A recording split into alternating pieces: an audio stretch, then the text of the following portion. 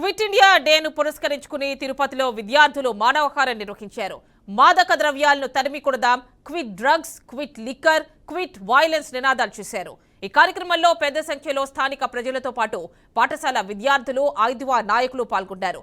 తిరుపతి లాంటి పుణ్యక్షేత్రంలో కూడా ఇలా మాదక ద్రవ్యాలు దొరకడం చాలా దారుణమన్నారు. విద్యార్థులు అప్రమత్తంగా ఉండాలని ఐదువ నాయకులు సూచించారు.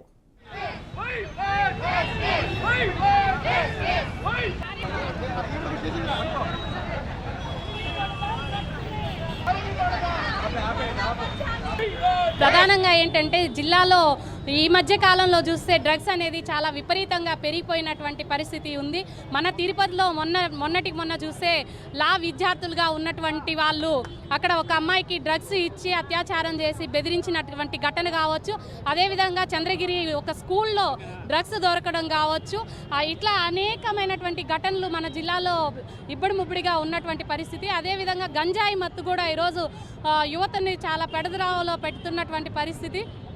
నిన్నటికి నిన్న చూస్తే ఇద్దరు డ్రగ్స్ మత్తులో ఉండి పొడుచుకోవడం అనేటువంటి ఘటన కూడా మన తిరుపతిలో జరిగింది.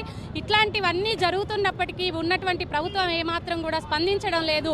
వీటిని అరికట్టడంలో విఫలమవుతా ఉంది అని చెప్పేసి మేము ఈ సందర్భంగా తెలియజేస్తున్నాము. కొత్తగా ఏర్పడినటువంటి ప్రభుత్వం నూతన మద్యం పాలసీని తీసుకొస్తామని చెప్పారు. ఈ నూతన మద్యం పాలసీ కాదు, మద్యం లేకుండా మద్యం తరిమి కొట్టేదానికోసం కూటమి ప్రభుత్వం కృషి చేయాలని ఐద్వా, ఎస్ఎఫ్ఐ, డివైఎఫ్ఐ సంఘాలు కోరుతా ఉన్నాయి. అట్లాగే రాష్ట్రంలో డ్రగ్స్ విపరీతంగా కోకలలుగా పెరిగిపోతూ ఉన్నాయి. పాఠశాల స్థాయి నుంచి కళాశాల స్థాయి వరకు, ఏరియాల స్థాయి వరకు డ్రగ్స్ విపరీతంగా అన్ని స్థాయిల్లో ఈరోజు అందుబాటులో ఉంటా ఉన్నాయి.